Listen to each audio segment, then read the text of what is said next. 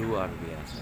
Terima kasih selamat mengikuti informasi dari Kepala Sekolah SD Impres Parayan, Kota Makassar.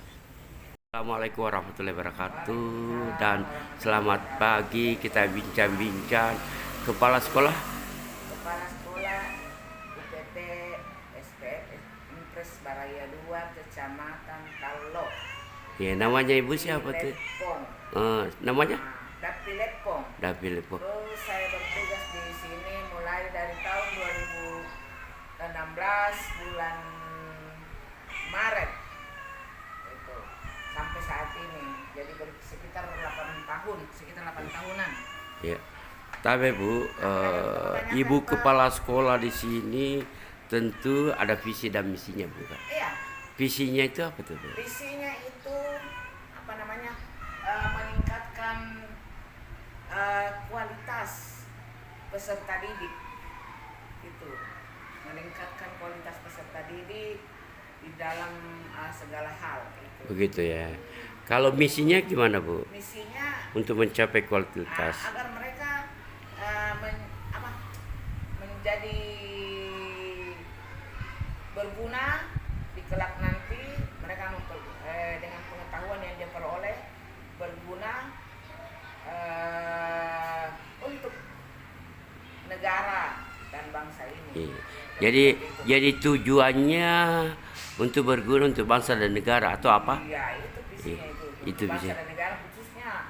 Ya mungkin daerahnya mereka, asalnya mereka masing-masing itu seperti itu.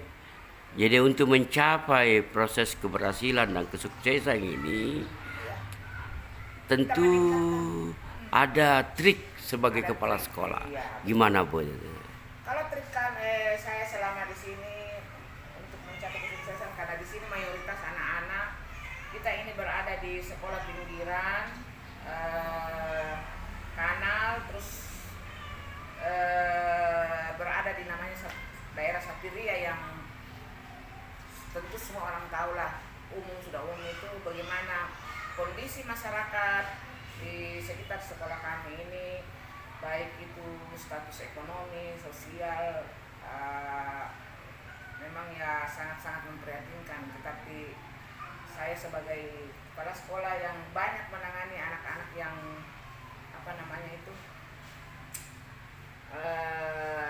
yang dari keluarga yang boleh dikata broken home gitu. Jadi kita intinya di sini kita lebih banyak memberikan pembelajaran karakter kita.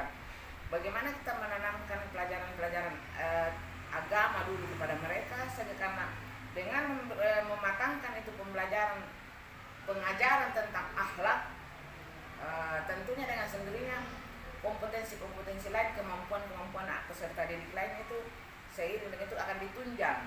Ketika mereka sudah mengerti apa itu akhlak, bagaimana kita berakhlak baik. Secara khusus sekarang kan kita ada digaungkan itu pelajar profil Pancasila. Di situ ada beberapa item di situ. Seperti itu, salah satu diantaranya di dalamnya itu akhlak. Itu seperti itu kami usahakan di sini, bagaimana kita tanamkan dulu pembelajaran karakter mereka, akhlak mereka. Seperti itu barangkali Pak Sud. Ya, tapi pembelajaran akhlak kamu mestinya mulai dari awal kelas, katakanlah kelas 1, kelas 2. Ya. Terus naik ke kelas 3 tentunya sudah berkembang. 3, 4. Naik lagi kelas 5. Nah, ada pastinya deh. Jadi ibu sebagai kepala sekolah ini tentu punya perencanaan peningkatan akhlak ya. Iya. Artinya begini, Pak. Begini, Bu. Kalau kelas 1 tentu pendekatannya ada cara tersendiri ya. Kalau kelas 5 dan 6 saya pikir tingkatan penanganan tentang akhlak kepada anak-anak itu utamanya kepada guru yang bersangkutan. Terus kalau dikatakan kelas ada pembedaan, saya kira itu namanya pembelajaran akhlak.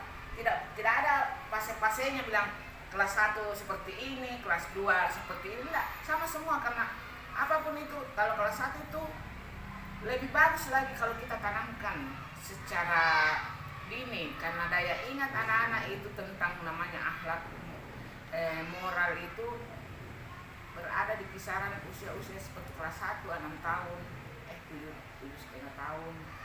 Itu paling termemori kalau kita simpan, Iya.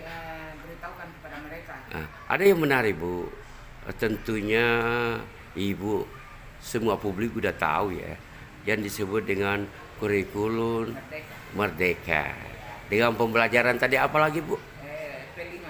P5, profil Belajar profil Pancasila itu. dihubungkan dengan kurikulum Merdeka, ini lebih cepat dan lebih mudah barangkali ditransfer ke anak-anak, dari guru ke anak-anak, atau bagaimana Bu? Ada kendala nggak? Kalau adanya namanya pelajar profil Pancasila ini lebih mudah, karena itu memang kita lihat aksi nyatanya anak-anak. Nah, di situ itu ada beberapa langkah itu saya, karena ada itu guru yang harus memberikan suatu, ada 6 langkah itu. Jadi Iya.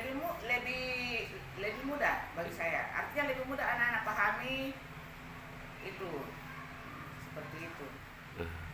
Dihubungkan dengan adanya kondisi lingkungan, kondisi sosial, keberadaan sekolahnya Ibu ini, tentunya banyak-banyak Ibu menerima siswa seperti itu ya, karena lingkungan mempengaruhi ya.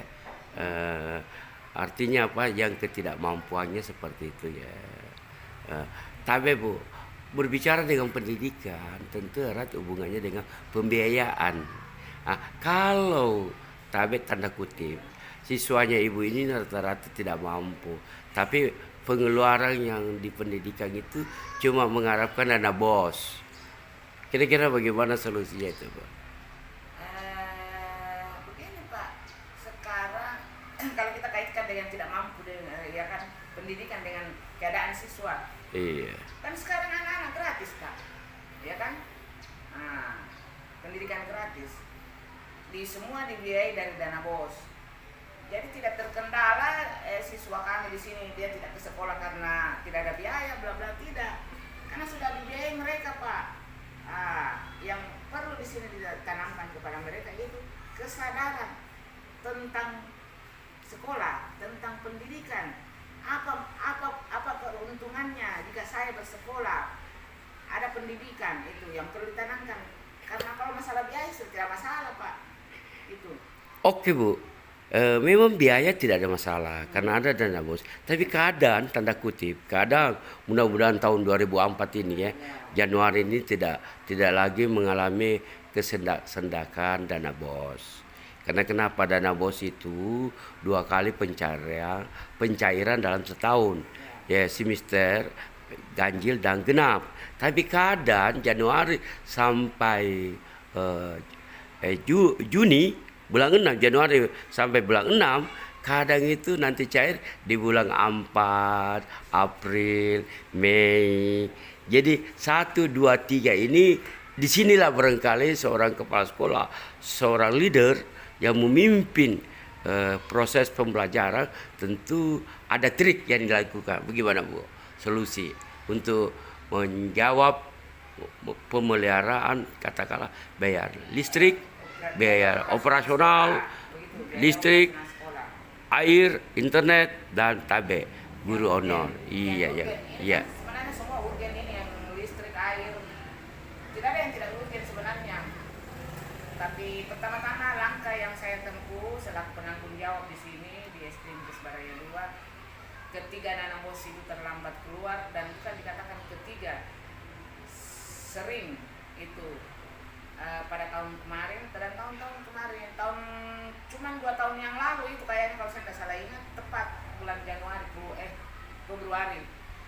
Setelah 2021, 2022 sampai sekarang itu sudah mulai telat lagi. Tahun ini 2023 pencairan di sini yang untuk tahap pertama itu, kalau saya tidak salah ingat, itu bulan Mei dengan Juli, Juni. Ah, Seperti itu. Nah, bagaimana mengatasi? Ya. Seperti yang Bapak tanyakan ke saya, bagaimana mengatasi pembiayaan mulai dari Januari sampai bulan cairnya dana bos itu berapa bulan itu? 1, 2, 3, 4, 5. 4, kemungkinan ya 5 sampai ke 5. Ya itu langkah otomatis sebagai penanggung jawab di sini kita harus bertanggung jawab dengan kegiatan proses belajar mengajar, karena ketika kita mau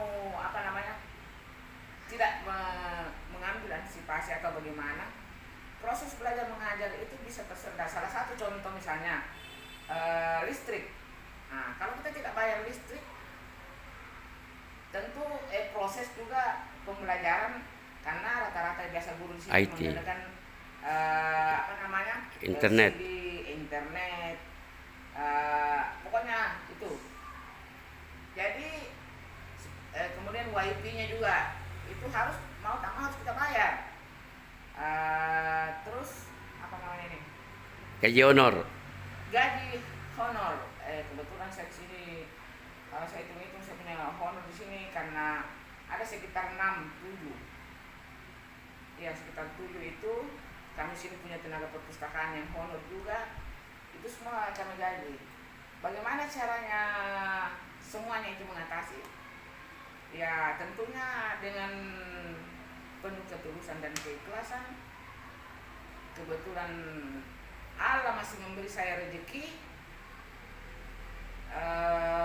ditunjang dengan yang lain-lain itu,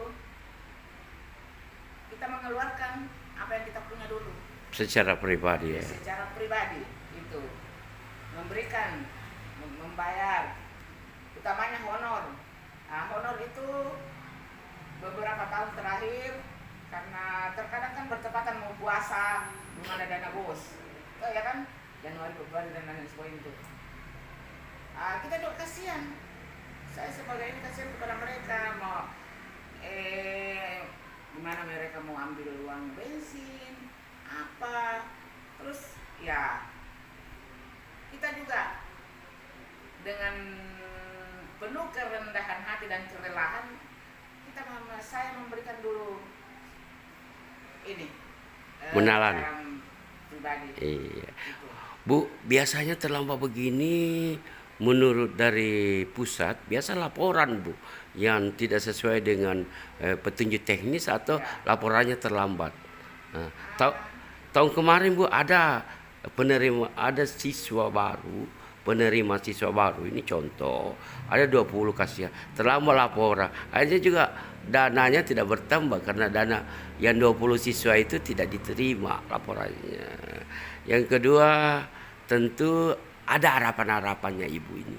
Apa kira-kira, Bu? Ya, kalau harapan saya ya tentang dana bos ini, baik pemerintah pusat, pemerintah daerah, kabupaten kota, yang terkait dalam ini, dinas terkait, ya kalau bisa sebaiknya kasihan itu dana bos dicairkan Januari, paling telat Februari, untuk kedepannya. Seperti itu harapan saya. Iya. Ya, demikianlah bincang-bincang kami dari News Perwadi News, bincang-bincang pagi ini salah seorang tokoh pendidik sebagai pelaksana dan penanggung jawab di SD apa, Bu? SD Impres Baraya 2 di Kecamatan Talo, Kelurahan Lembo. Tapi nama lengkapnya Ibu siapa, Bu? Dapi Lekong. Nah, Ibu Dapi Lekong ini memang orangnya ini kelihatannya luar biasa. Karena kenapa? Semua kekurangan atau telaan ekonomi untuk melaksanakan PBN, dia sendiri yang bertanggung jawab dengan mengeluarkan secara pribadi. Kira-kira seperti itu, Bu. Dan harapan kami, terima kasih atas penerimaan kami dari tim Perwadi News. Dan kami kembali ke studio.